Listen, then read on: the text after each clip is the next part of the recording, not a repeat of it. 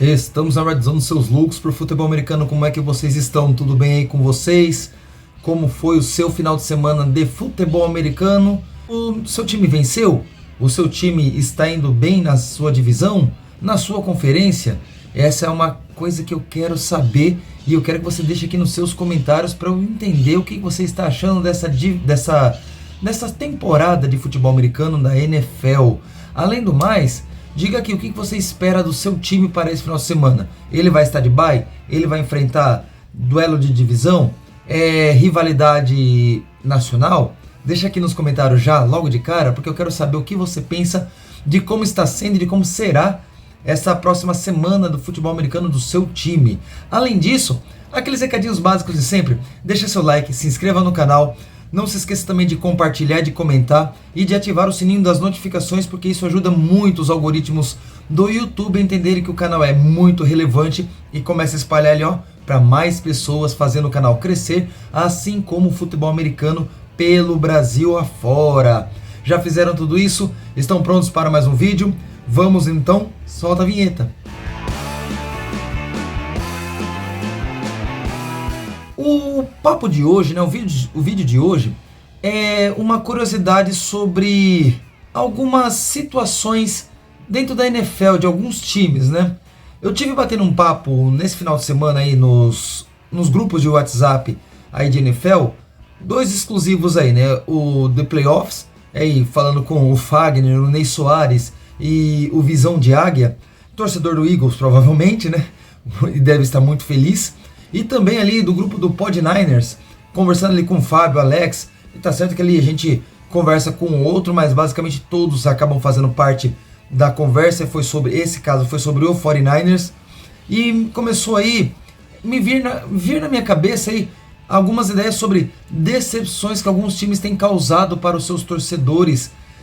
Como por exemplo o 49ers, o Jets. E eu ainda vou acrescentar nesta conversa aqui o Dallas Cowboys. Porque a situação, pelo que se esperava do time, ou pelo que a mídia propagava que se esperava dos times, pelos elencos que formaram, etc., era algo muito além daquilo que eles estão apresentando. De todos aí, em tese o que está menos mal da perna, em questão de números de vitórias e derrotas, é o Dallas Cowboys, se não me engano ele está 3-3. Eu não fui olhar essas estatísticas agora, mas o 49ers aí não está bem, Cowboys não está bem, e o Jets, com toda aquela pompa de Aaron Rodgers, coisa e tal, também não está nada bem. Vamos começar com o São Francisco 49ers. No caso do time de São Francisco, além de toda a pressão de não vencer um Super Bowl ali desde 94, 95, ou seja, quase 30 anos, vem também um acúmulo de 3 vice-campeonatos. 2013 contra o Baltimore Ravens, 2020, né, 19-20 contra o Chiefs, e 2023-24 contra o Chiefs novamente, o que de certa forma estava fazendo aí, formando uma freguesia, tá? Esses 3 vice-campeonatos aí machucaram muito o torcedor dos 49ers, porque tem aquele sentimento de que já faz tempo que a gente não ganha, deveria voltar a ganhar. A gente tem que manter a calma? Tem. Os torcedores dos Chiefs, por exemplo, ficaram 50 anos sem um título. Quer dizer que a gente é obrigado a esperar 50 anos? Não, né? Mas, porém, todavia, entretanto, pode acontecer. E o Chiefs teve bons times na década de 90, teve bons times nos anos 2000, anos 2010, teve bons times. Só que eles só vão mesmo pra frente ali no finalzinho dos anos 2010 e início dos anos 2020, que é quando começa a dinastia do Patrick Mahomes. E vem indo aí, mesmo com o Patrick Mahomes jogando malemar suas partidas nessa temporada, estão invictos aí 6-0. 6-0? É isso aí, 6-0. Junta-se ao fato do 49ers aí está com essa pressão toda. Nós temos aí uma comissão técnica que, apesar de ser tratada como muito boa, né, Kyle Shanahan inclusive sendo tratado como um gênio um gênio ofensivo, né, um gênio de ataque, tem faltado um pouco de qualidade nos momentos chaves da temporada, ou das temporadas. Se a gente for analisar, por exemplo, nas eliminações em Divisional Round e também em final de conferência, nós tivemos aí atuações que poderiam ter sido muito mais agressivas, muito menos conservadoras, com chamadas muito mais criativas. E não aconteceu. Nos dois Super Bowls, nós fomos tão conservadores no segundo tempo, tá certo, nesse último Super Bowl nem tanto, a gente chegou a liderar a partida no final, só que não conseguimos segurar o ataque adversário e o time foi perdendo campo, foi perdendo espaço até que tomou o touchdown da vitória já na prorrogação. Porém, todavia, entretanto, a situação do 49ers ele está um pouco além desse conservadorismo em segundos tempos. O time tem poucas vitórias de virada quando vira para o segundo tempo perdendo por mais de 10 pontos. Nesse ano, o Kyle Shanahan não está sendo aí genial, como costumam falar dele. E lá no grupo, inclusive, falaram assim, mas também ele está aí o tempo todo tendo que mexer no plano de jogo, porque é contusão aqui, contusão ali, também concordo com isso. Mas e quando o time estava inteiro que ele meio que ficou com medinho? Quando ele ficou com medinho, por exemplo, contra o Baltimore Ravens na temporada regular no ano anterior, contra os Bengals, jogando em casa, com chamadas bem mais ou menos, tem um momento que ele se esconde, ele esconde toda a genialidade, pelo menos que dizem que ele tem, ele esconde por trás de um playbook muito mais conservador, muito mais simplório. Ele não abre o playbook, parece que tem medo de mostrar as suas jogadas mais especiais para não atrapalhar a possível ida para os playoffs. Porém, Sr. Kyle Shanahan, entenda o seguinte, você deve ter aí bem mais que 100 tipos de jogadas diferentes para cada tipo de parte do ataque. Então, dá para fazer essa variação de jogadas melhor sem o receio disso ser usado contra você lá nos playoffs. Se é que esse ano chega nos playoffs, esse é outro papo porque tá perigando. Outro fato que talvez, na minha opinião, tá, acaba complicando um pouco mais a vida do 49ers. Falta de bons drafts. Tá certo, no acúmulo desses anos, John Lynch e Kyle Shanahan fizeram até algumas boas escolhas, principalmente em terceiras, mas principalmente em quintas, sextas e sétimas rodadas. Porém, todavia, as primeiras rodadas, que geralmente são onde vêm os melhores jogadores, elas têm deixado assim um buraco gigantesco no quesito bons drafts. Por exemplo, nós só temos, desde que ele assumiram seus cargos no 49ers, nós só temos aí, de primeira rodada, que se destacaram Nick Bosa e o Brandon Ayuk, que esse ano não estava nada bem e agora vai perder o resto da temporada com lesão no joelho. Os demais são alguns que, ou não draftados, ou de últimas rodadas, que conseguiram vingar e vingar bem, como é o caso do Brock Purdy, como é o caso atual também do Jordan Mason. E se a gente for chutar aqui e colocar alguns outros nomes, nós vamos aqui buscar mais, como o próprio Dominic Pune, que está indo muito bem no lado direito da linha ofensiva. Mas, porém, todavia, nós temos aí um déficit dentro dos drafts. Parece que eles querem ficar com aquela mística de que eles são ótimos escolhendo da terceira rodada em diante. Só que a gente pega alguns nomes de terceira rodada, como os últimos wide receivers e principalmente running backs, que não renderam nada e foram embora do time a preço de banana. Além, por exemplo, do próprio Trey Lance, que foi uma aposta que não deu certo, a gente até releva isso daí, mas são coisas que a gente fica olhando e fala assim, eles poderiam ter escolhido tal pessoa, tal jogador, tal posição. Por exemplo, Kyle Shanahan já chegou a falar em entrevistas que não é necessário fazer grandes investimentos em linha ofensiva. Resultado vocês estão vendo, uma linha ofensiva péssima.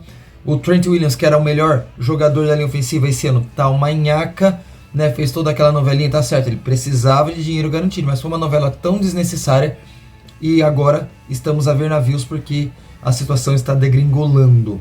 É um planejamento mal feito, que é o caso desses drafts do 49ers, pode não ter efeitos assim drásticos a curto prazo, mas a médio e longo prazo, e a situação fica bem implacável.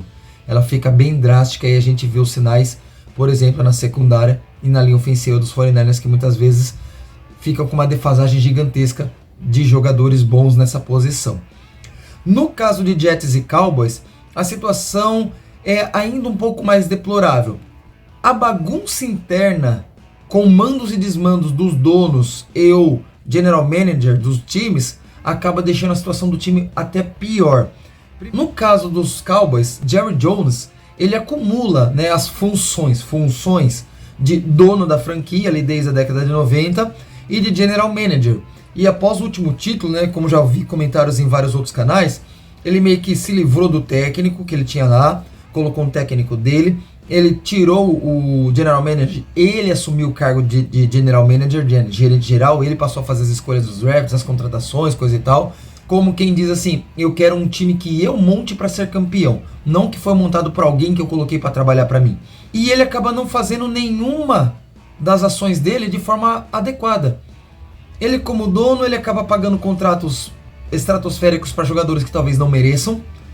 Tá certo, o Ezekiel Elliott, quando foi renovado o contrato, estava jogando o fino da bola, mas é aquela história, running back, para você pagar ele muito caro, você teria que ter a certeza de que ele vai ficar saudável por pelo menos mais uns 3, 4 anos seguidos, sim, com lesões mínimas, né, que ele perca poucos jogos.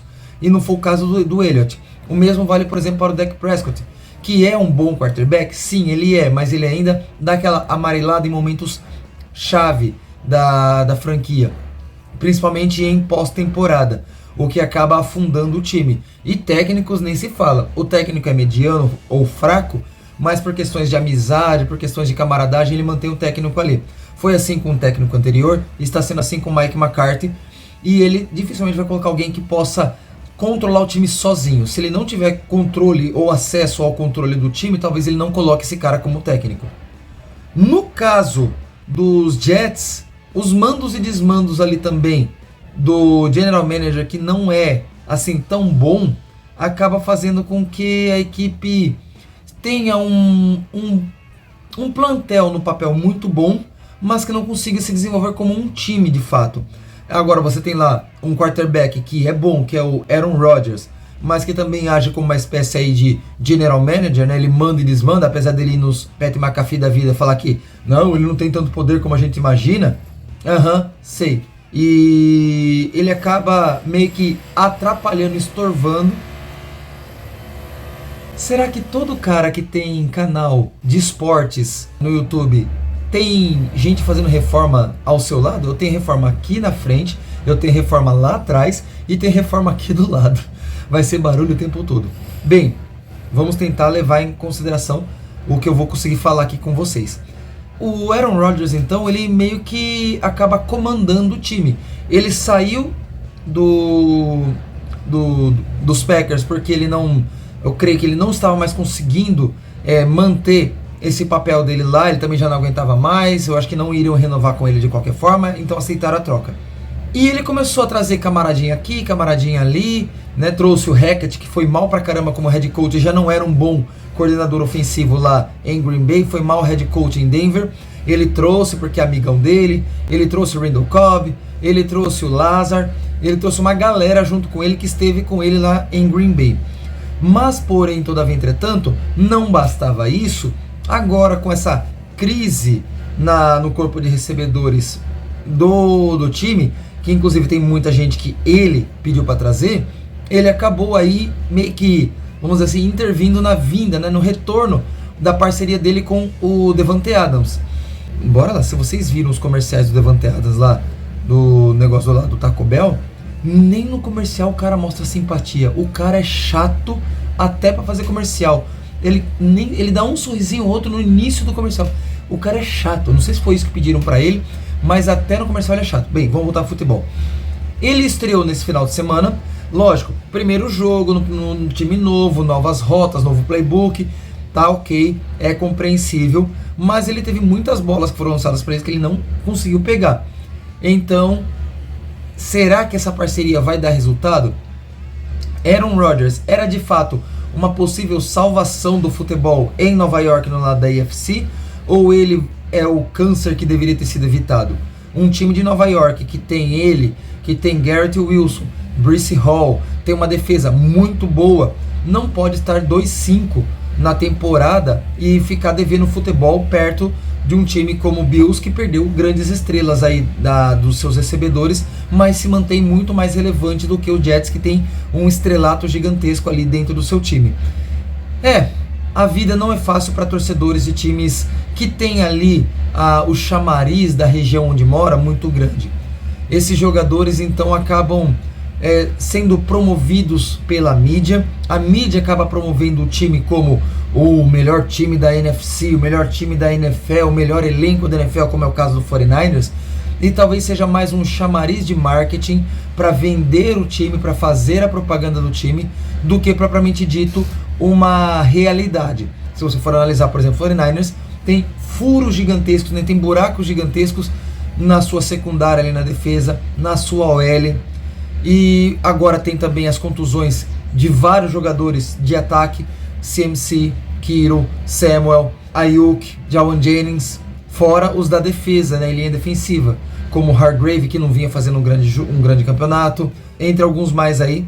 E aí a gente vai perdendo muita profundidade dos dois lados, já que a nossa reserva, né, nossa rotatividade não é tão boa quanto de alguns outros times. Então você ter rotação boa é excelente, é necessário, e nem isso o 49ers consegue ter. Perder um jogador titular já é quase que afundar o time. Perder tanto que já perdeu nesse ano é basicamente perder a temporada como um todo. Algo parecido com o que aconteceu em 2020, pós derrota para os Chiefs no Super Bowl. Nós tivemos muita contusão, ressaca do Super Bowl, e nem para pós-temporada a gente foi. Então, torcedor dos 49ers, acalme seu coração. Eu sei que a gente fica bravo pra caramba com algumas atuações do time, que poderiam ser muito melhores, mas isso parece que virou um padrão do time após Super Bowls perdidos. Isso nos últimos 11 anos. Deixa aqui seu comentário sobre esses 3 times que eu falei. A sua opinião é a mesma que a minha? Você enxerga diferente? Eu quero saber o que você pensa disso. Esse foi o nosso vídeo, espero que você tenha gostado. Se inscreva, ative o sininho das notificações, comente, compartilhe, porque eu quero saber o quanto você está gostando ou não do meu canal. A gente se vê no próximo vídeo, vamos embora para nossa touchdown. Valeu!